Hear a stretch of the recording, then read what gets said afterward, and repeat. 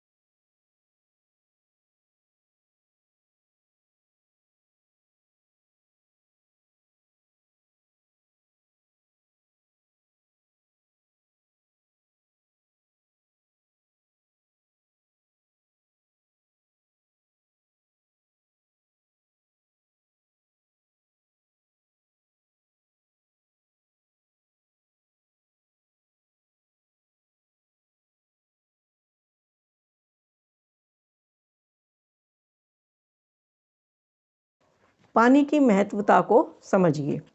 पानी कहाँ है? घड़े में। घड़ा कहाँ है? रसोई में। रसोई कहाँ है? घर में। घर कहाँ है? गांव में। गांव कहाँ है? भारत में। भारत कहाँ है? दुनिया में। और दुनिया कहाँ है? पानी में। पानी कहाँ है? घड़े में। तो जल ही जीवन का आधार है। पानी का सम्मान करें।